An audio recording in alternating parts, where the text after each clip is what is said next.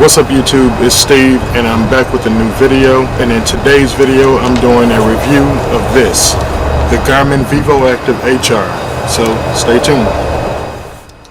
So if you remember about 3 or 4 months ago, back around November, Thanksgiving time frame, I did a review of the Garmin Vivoactive fitness tracker. And in that video I was sharing with you that I was pretty new to the fitness trackers and I wanted to use the Garmin Vivoactive just to test it, just to see if I really wanted to get one. I was telling you about the price and how I didn't pay a whole lot for it, so I didn't feel like, you know, if I decided not to get it, I didn't feel like it would be such a great loss. Excuse me. Well, during the time that I had that, I used it and I also compared it to a couple of other fitness trackers and smartwatches, chiefly the Fitbit Blaze, the Apple iWatch, and the Garmin Vivoactive HR. And I chose this here, and I'm going to tell you real quick the reason why before I get into talking about it. The reasons why I chose it, the Fitbit Blaze, I feel like, you know, a lot of people say this Vivoactive HR is pretty bulky, and I'm going to deal with that, address it a little bit, but I've seen the Fitbit Blaze in person. I've seen people actually wearing it, and to me it takes up more real estate on your wrist than the Garmin Vivoactive does. Another feature, while I like the fact that the Fitbit Blaze does have music storage, when you're out exercising it uses connected GPS, which means you'd have to have your phone with you if you want it to do everything as far as like tracking your routes and providing you all of that detailed information. So you still have to have your phone with you. The reason I didn't choose the Apple Watch, and this is kind of surprising, because if you follow me for any length of time, you know that pretty much all of the products that I have are Apple products. I have an iPhone 6 Plus, I've got an iMac Mini, an iPad Mini, an iMac, and a MacBook Pro. So it would only seem to have made sense to get an Apple Watch, but I chose not to because it doesn't have the GPS feature either. Although it's cool to be able to get messages and phone calls and things like that, those actually end up transferring over to the phone if you want to use the full features of them. And at the same time, this fitness tracker actually does those same things. Plus it's a whole lot cheaper. I bought this brand new for a heck of a lot cheaper than I could buy even a first generation Apple Watch. So think about that. That's kind of crazy. I think I paid maybe $220 for this, and a first generation Apple Watch is somewhere close to $300. And I wasn't going to pay that much, and I certainly wasn't going to pay almost $400 for a current edition. So without all of that being said, that's why I went with this. It has the GPS features if I want to. I don't have to take my smartphone with me. However, like with all of these fitness trackers and smartwatches, with the exception of a couple of them do have onboard storage where you can put music, but for the most part, all of them have, if you want to use music, you're going to have to carry your smartphone with you. So with that being said, let's jump right into this thing. So I've had this, and I got it on my wrist here right now. It's a little hard to see, but I've had it now for about a week and a half. And the first thing that I want to talk about, I'm going to talk about a couple different areas. If you see me looking down this, I got notes here, stuff that I want to address. But I want to talk about a few different areas when using this device. The first thing is the appearance of it. And as I said at the beginning of this video, a lot of people were complaining about the bulkiness of this. And like I said, when I compared it to Fitbit Blaze, I find that it takes up a lot less real estate than the Fitbit Blaze does. And with that, I'm going to show you exactly what I mean. You can see right now I'm wearing this on my wrist, and it doesn't seem to take up much more room than a regular size watch. Holding it close, so it may look a little bulky, but overall it doesn't. It's not any more bulky than any watch that you'd normally wear. The only way that it does feel bulky is if you look at it from this way, and I don't know about you, but most people don't look at, well, I don't look at a watch from this particular angle. So it is a little bulky like this, but if you're looking down at it, it's not much worse for wear than thickness wise than any other smartwatch that you're going to have. So the next thing that I know most people will be dying to know about is the battery life. With when you look at devices today, smartwatches, smartphones, tablets, and things like that, battery life is key. Nobody, wants to use a device that's gonna run out, within a couple of hours. Every time you turn around, you got to be charging it. And I guess before I get into that, I guess I need to talk a little bit about the stuff that came in the box, which isn't that much, so you won't be bored. Just a couple of books, one of them being a quick start manual, and this super small proprietary charging cord. I'll explain why I have this Apple phone plug on it at the end or later on, somewhere in this video. But anyway, as far as the battery life, like I said, I bought this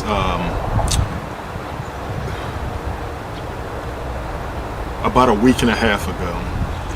I bought it on a Thursday night. And most devices, when you buy them, when you get home, it usually will have somewhere like 50% of a battery charge in it. This was dead. I had to charge it completely before I could even use it. So that pretty much, and by the time I got home to do this stuff, it was pretty late. So I just went ahead and charged it up overnight. And I took it off Friday morning, a week ago, this past Friday. Today's Monday, so a week ago this past Friday. I took it off the charger and I wore it 6 days. So I got 6 days use out of it. This is, you'll see on a lot of different reviews, you read a lot of different things that'll say somewhere between 5 to 7 days. So my use for this first full week that I've had it, I got around 6 days, and I did use it off and on. I wasn't like running every single day. I wasn't doing a lot of heavy exercises every day, but I did do, I had it on every day, and I did do quite a bit of walking. I did use a lot of the features on it, and even after 6 days, it still had like 33% of a battery charge left. So, and I just went ahead and charged it up because I didn't want it to potentially run out while I was out during the day. So that's the battery life. If you have any other questions on that, please drop those down in the comment section below. Next is the price. This retailed in stores at the time that it came out for $250. I tracked it back from Thanksgiving to around Christmas, and I saw the price on both Amazon and Best Buy drop as low as $189. Shortly after Christmas, right before New Year's, the price shot back up to $250. When I bought it, it had dropped back down. It was on sale again. I guess this was just coming off of President's Day when I bought it, so it was on sale for about $220. So I went ahead and bought it there. And like I said, the price for this is not bad at all. When you consider the price for the Fitbit Blaze is actually cheaper than this. But like I said, the connected GPS is what the Fitbit Blaze uses, which is not what this uses. This actually has its own GPS, and I'll go into that when I discuss the features. But like I said, the Fitbit Blaze is cheaper. This is right in the middle, and then you've got the Apple Watch and some of the other brands that you may be interested that are a little bit higher in price.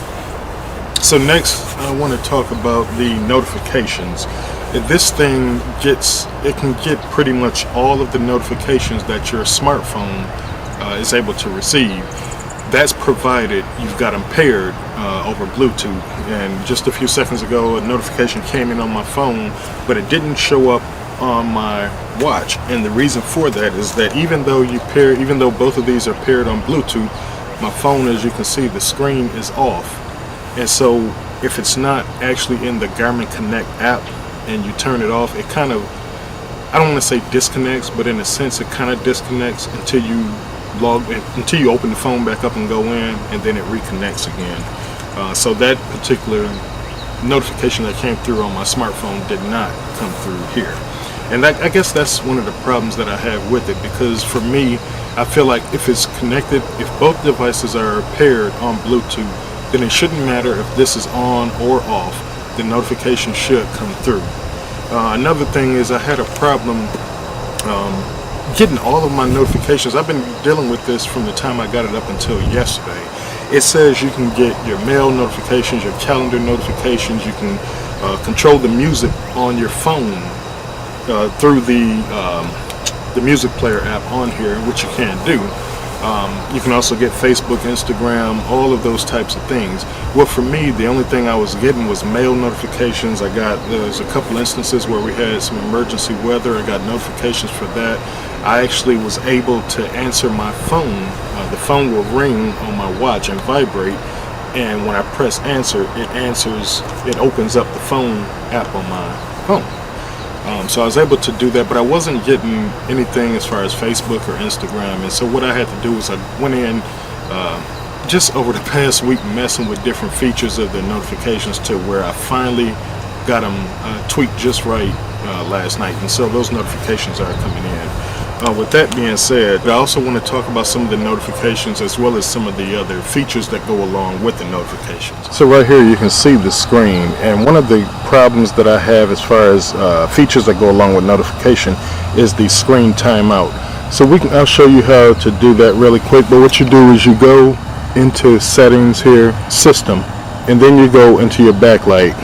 Mode is enabled. You go all the way down here to where it says your timeout, and you see you've got a selection, a choice of 5, 10, 15, or 30 seconds.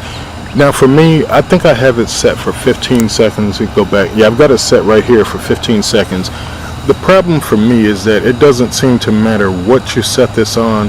The screen timeout always seems to be quicker than the time. For example, I've got it set for 15. It seems like the screen goes out in about 10 seconds.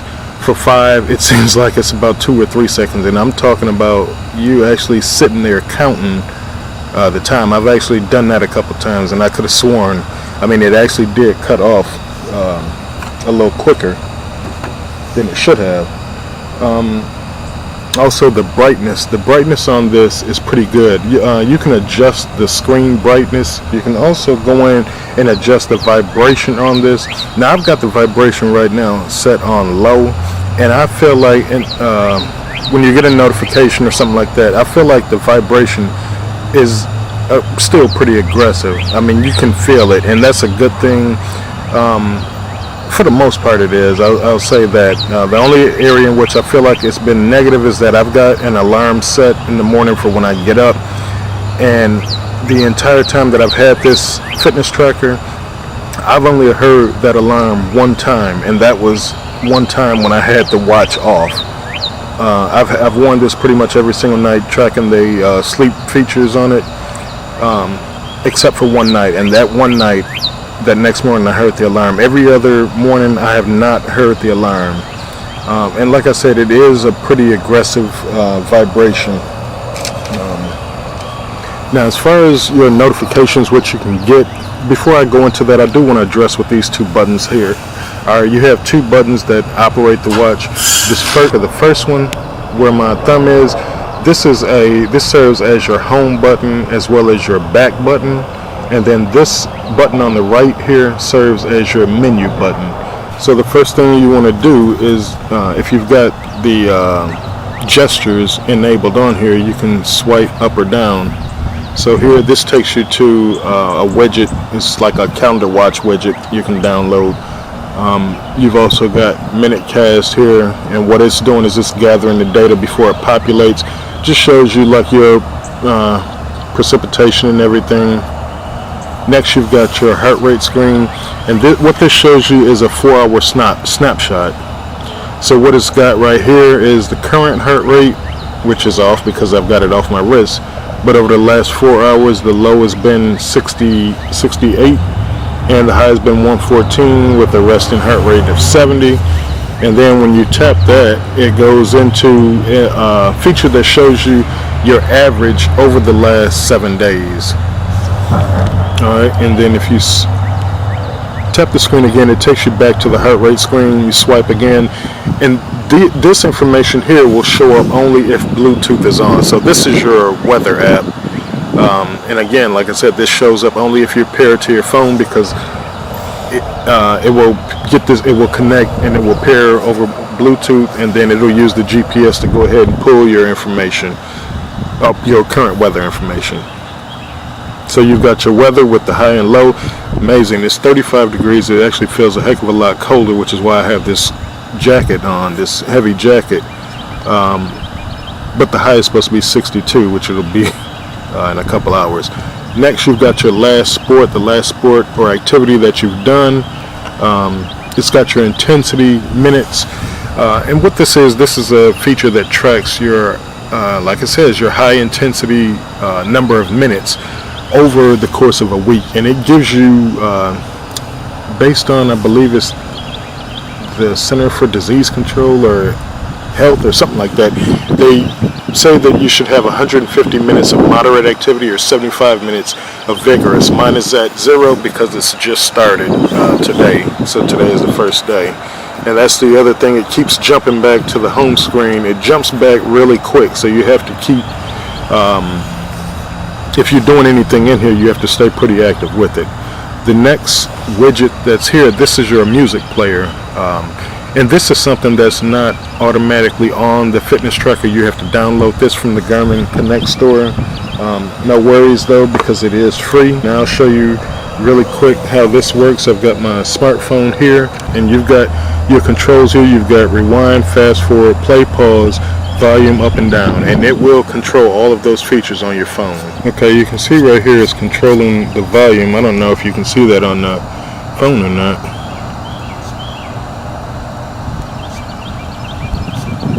Okay, let's see if it'll play anything from this playlist. Let's see if I can. Okay, so I pressed it with the phone and I'm playing it. Okay, you can see it's now controlling it. Now it doesn't always do that. This is the first time I've had to go this far in order to get it to work. But that's one of the minor glitches that I was talking about that exists with this. Okay, so beyond the music player, you've also got your notifications. Like I said, I don't have any up right now. This shows you, this is a really quick visual view of what you've got. So it's saying right now I've got 697 out of 7,600 steps. Shows you your distance and number of stairs climbed. And then this is another widget. It's called Data Pilot. You can download lots of widgets. This is My Day, which shows you again a really quick snapshot of your activity for the day, your activity summary, and then back to the main screen. And this is just one of the watch faces. Again, you can download this stuff from the Garmin Connect store. Now, one of the other great features about this device is that it does have a Find My Phone feature. Just one of the things that I didn't show that I should have. Now this only works again if both devices are paired together over Bluetooth and the phone is within range. So as I was explaining these two buttons here, this button on the left is a home and back button, and this button on the right is sort of a menu button. If you long press it, that's what brings up all of your menus. This is where you can change your watch face, your clocks, you can adjust navigation, view your history, and adjust your settings. If I press back and just quick press it, you see a simpler menu comes up, and this is an app that I downloaded for a simple walk, and then you see the next one is Find My Phone. And what happens is if you press that, it simply plays a tone. It sends a tone to your phone, and your phone plays it, and it allows you to locate it. So here's what it looks like.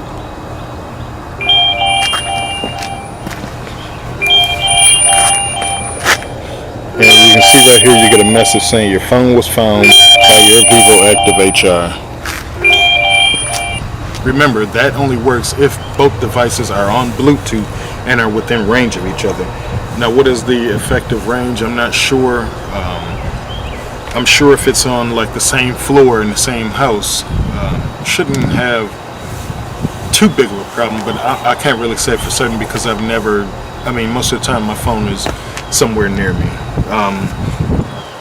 Let's go ahead and start wrapping this up. Some of the things that I dislike right off the bat. This is one of the things that I held up showing you that it came with. This is the that word is a tongue twister in itself. The proprietary Garmin charging cradle and cord. Now the cradle itself holds the fitness tracker very secure.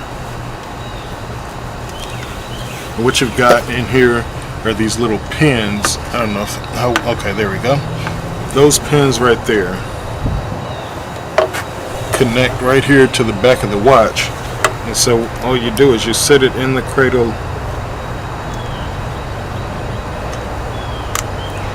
and that's it. So just like that, the watch is in the cradle, and like I said, it fits secure. I mean, I'm sitting here shaking this thing now, and it's not even remotely trying to fall out. My problem with this cradle or charging cord, one, is proprietary. So I can't take I've got a 10-foot Belkin cord, charging cord that I could use because it's simply a USB cord. Can't use that.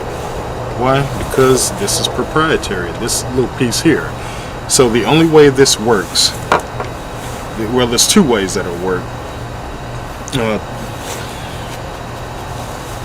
So the only ways that this will work is, one, you plug it into a USB port on your computer, or two, you do like I did the first night that I had this thing and I needed to charge it. What I did was I put this plug, this wall wart right here, this is the plug from my iPhone, took it, put it on here, connected the fitness tracker, plugged it up, and let it go overnight. Or the other way, like I said, you can take this in and just plug it into your computer and let it charge that way. Now, all of these are it's a minor thing, but it's still this is ridiculous. I mean, nobody should make charging cords that short. You cannot set this thing on a nightstand and charge it. Like I said, I had mine sitting or laying literally on the floor. The other thing that I dislike about this is the backlight. I told you about the fact that it seems to not stay on as long as the setting is on the phone, and at times it can be a little dim. Out here in sunlight, I've got no problem reading this, but inside in dimmer areas it can be a little difficult to read. Now, there is a setting in here where you can go in and adjust the brightness on the device, and that does help a little bit. I guess I'm kind of spoiled with my iPhone. I kind of wish that this had an auto brightness feature where it would adjust, you know, whether outside or indoors. But it's not a big enough deal to where it's a deal breaker. This cord isn't either, even though it's pathetic. But really, those are the only two major things that I dislike about it. If you're buying this, be prepared. You're gonna have this. It's gonna take you a little while before you're actually able to use it, because when you plug it up, you're gonna have to plug it up to a computer. Because it's going to do a software update, and that software update takes a few minutes, and then of course the device has to restart, reconfigure everything, and it has to charge, if it's like mine, and that it was on 0%. Other than that, this is a great device. I don't regret it. At one point, shortly after I got it, I thought I might be experiencing a little buyer's remorse, because I was some of the same features that this smartwatch has, you can also get on the Garmin Vivoactive HR, which is a thinner band, but all of the same features. But yeah, I really like this, and I'd highly recommend it. Like I said, after having a week and a half, there's a heck of a lot more activities that you can do and that you can track on here than you can on the other devices. Also, just a word of warning, if you get this device, I showed you what came in the box earlier, these two little books. This quick start guide is good for getting you powering on a device and using some basic features. However, if you want to go in depth and really learn the ins and outs of this device, you're going to have to go online, search for the PDF version of this thing. It's like 25 pages long. I went ahead and did that and downloaded it. And even now I'm still learning new features, kind of going through, playing around with it. But it's a great device. And I'd highly recommend it to anybody who's interested in living a little bit more active or fit lifestyle. So if you have any questions, any comments, or anything like that, please feel free to drop that in the comment section below, and I will catch you guys in the next video. Peace.